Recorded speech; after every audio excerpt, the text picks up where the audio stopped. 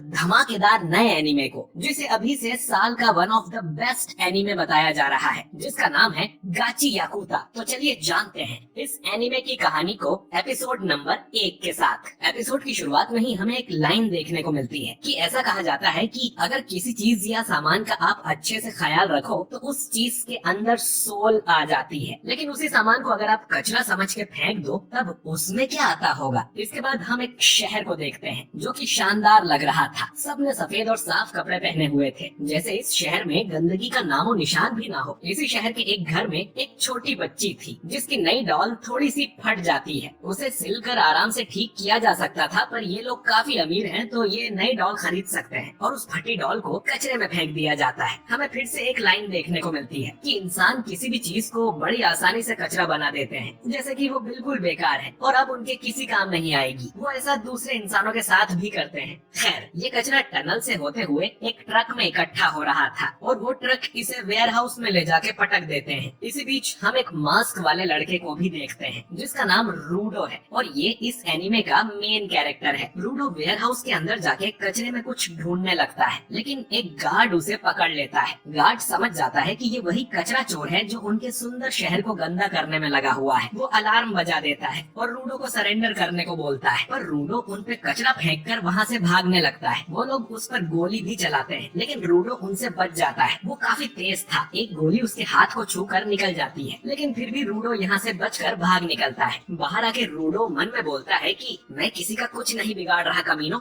हम देखते हैं कि रूडो बस उस फटी हुई डॉल को लेने गया था। खैर, ये टाउन बहुत ही सुंदर था और लड़कियाँ आपस में बात कर रही थी कि तुमने सुना क्या, वो कचरा चोर कल भी आया था। आखिर कचरे की चोरी कौन करता है? वो जरूर ट्राइब फॉक में से कोई होगा। अब इनकी बातें एक आदमी सुन रहा था जिसके कपड़े थोड़े मैले थे, क्योंकि ये आदमी भी एक ट्राइब फॉक है। ये लोग ट्राइब फॉक वालों को बहुत नीची नजरों से देखते हैं। वो लड़कियां कहती हैं कि जरा देखो ये कितना गंदा लग रहा है, ये लोग हमारी जमीन पर आते ही क्यों हैं? खैर, वो आदमी रेक्टो एक गेट खोलकर यहाँ से बाहर निकल जाता है और हम देखते हैं कि यहाँ एक बड़ी दीवार बनी हुई थी और दीवार के दोनों तरफ जमीन आसमान का फर्क था। एक तरफ सब कुछ आलीशान और सुंदर था तो दूसरी तरफ सब कुछ गंदा, पुराना और मैला था। बेसिकली इस तरफ अमीर लोग रहते हैं और दूसरी तरफ गरीब लोग, और इन गरीबों को ही ट्राइब फॉक कहा जाता है। इस साइड वाले लोग भी कचरा चोर की बातें कर रहे थे कि उसके चक्कर में हम लोगों पर कोई मुसीबत न आ जाए। खैर, हम रूडो को देखते हैं जो कि उस डॉल को ठीक करने में लगा हुआ था। तभी उसके पास एक लड़की आती है जिसका नाम चीवा है। चीवा रूडो को डांटने लगती है कि वो फिर से कचरा उठा लाया। शहर के लोग अपने कचरे को लेके बहुत सीरियस हैं। अगर उन्होंने रूडो को पकड़ लिया तो पता नहीं उसके साथ क्या करेंगे, तो उसे ये कचरा चोरी करना बंद कर देना चाहिए। रूडो कहता है कि अमीर लोग ऐसी चीजें भी फेंक देते हैं जो बिल्कुल ठीक होती है और उन चीजों के लिए रूडो को बुरा लगता है। साथ ही वो उन चीजों को ठीक कर बेच देता है और थोड़े बहुत पैसे कमा लेता है जिससे उसका खर्चा पानी निकल सके। तभी यहाँ 3 लड़के आ जाते हैं और रूडो का मजाक उड़ाने लगते हैं कि इसमें से कितनी बदबू आती है, चीवा को इसके साथ नहीं घूमना चाहिए, ये हमेशा अपने गंदे ग्लव्स पहने रखता है, इसने तुम्हें टच कर दिया तो तुम बीमार हो जाओगी। चीवा कहती है कि उसे रूडो से कोई प्रॉब्लम नहीं है, हम सभी झोपड़पट्टी में रहते हैं तो हम सब एक समान हैं। असल में ये झोपड़पट्टी वाला एरिया क्रिमिनल्स को कैद करने के लिए बनाया गया था और ये सब लोग किसी न किसी क्रिमिनल के वंशज हैं, यानी अपने बाप दादा के कर्मों की सजा इन्हें मिल रही है। ये अपनी इमेज सुधारने के लिए बहुत मेहनत करते हैं, लेकिन रूडो के बाप ने सारी मेहनत बेकार कर दी थी क्योंकि उसने ढेर सारे लोगों का खून कर दिया था, इसीलिए वो रूडो को खुद से नीचे मानते हैं। अब ये सब सुन रूडो बहुत गुस्सा हो जाता है और उसकी आंखें देख ये तीनों डर के यहाँ से जाने लगते हैं और बोलते हैं कि जैसा बाप वैसा बेटा, ये भी अपने बाप की तरह किसी दिन कातिल बनेगा। चीवा अब रूडो से बोलती है कि तुम बिल्कुल अपने बाप जैसे नहीं हो, मुझे तुम पर भरोसा है कि तुम एक अच्छे इंसान हो और कभी किसी को नहीं मारोगे। ये बात सुन रूडो शर्माने लगता है। साफ पता चल रहा था कि वो चीवा को लाइक करता है। तभी चीवा की नजर उस डॉल पर जाती है जिसे रूडो ने ठीक कर दिया था और वो डॉल उसे बहुत अच्छी लगती है। असल में रूडो ये डॉल बेचने के लिए नहीं लाया था, बल्कि चीवा को गिफ्ट देने के लिए लाया था। पर इससे पहले कि वो चीवा को डॉल दे पाता, यहाँ उसकी मम्मी आ जाती है और चीवा यहाँ से चली जाती है। इसके बाद रूडो भी अपने घर आ जाता है जहाँ रेक्टो उसकी टांग खींचने लगता है कि तुम वो डॉल उस लड़की के लिए लाए थे।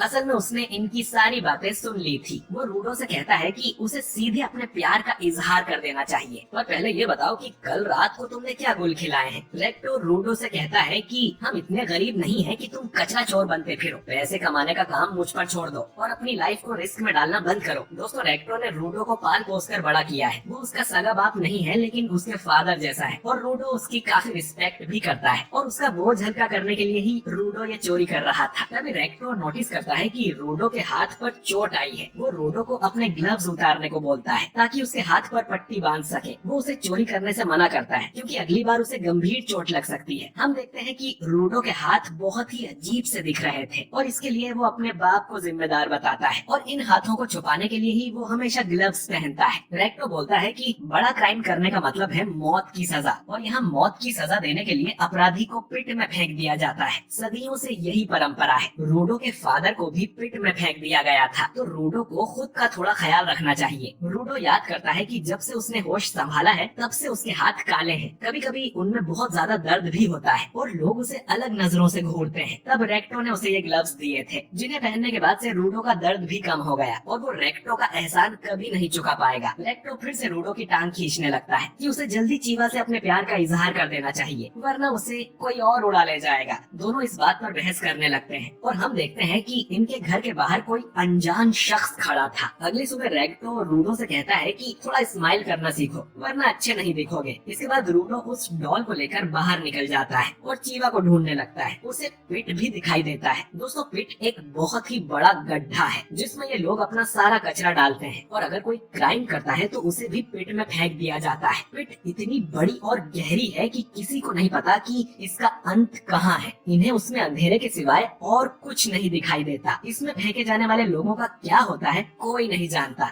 आज भी एक आदमी को पिट में फेंका जाता है। तभी चीवा यहाँ आ जाती है और रूडो से पूछती है कि वो यहाँ नजारा देखने आया है क्या। चीवा बोलती है कि उनके एरिया को जानबूझकर पिट के पास बनाया गया था ताकि इसे देखकर हम डरते रहें कि अगर तुम कुछ भी बुरा करोगे तो तुम्हें पिट में फेंक दिया जाएगा। तो इन्हें ना चाहते हुए भी ये नजारा देखना पड़ता है। वो रूडो से कहती है कि वो नहीं चाहती कि रूडो को भी किसी दिन पिट में फेंक दिया जाए और वो अगर कचरा चोरी करने के लिए पकड़ा गया तो उसे जरूर पिट में फेंक दिया जाएगा। रूडो बोलता है कि कल रेक्टो ने भी यही कहा था। चीवा बोलती है कि उन्हें तुम्हारी चिंता है क्योंकि वो भी तुमसे प्यार करते हैं। अब रूडो ये सुन चौंक जाता है कि वो भी प्यार करते हैं मतलब। तो अनजाने में चीवा ने कन्फेस कर दिया था कि वो रूडो को प्यार करती है। जो सुन रूडो शर्म से अपना मुंह ढक लेता है और बोलता है कि मैं ये डॉल तुम्हारे लिए ही लाया था पर ये कचरा है तो शायद ये तुम्हें उतनी पसंद नहीं आएगी। चीवा उस डॉल को ले लेती है और बोलती है कि वो इसे हमेशा अपने साथ रखेगी। अब रूडो की खुशी का ठिकाना नहीं रहता। वो ये सब रेक्टो को बताने जाने लगता है। रास्ते में वो कुछ पुलिस वालों से भी टकराता है। पता नहीं वो यहाँ क्या कर रहे थे। रूडो फिर भागकर अपने घर की तरफ जाता है और सोचता है कि लेकिन मैंने तो चीवा को साफ साफ बोला ही नहीं। रेक्टो कहेगा कि वापस जाकर उसे ढंग से प्रपोज करो। वो दरवाजा खोलकर अंदर जाता है तो उसके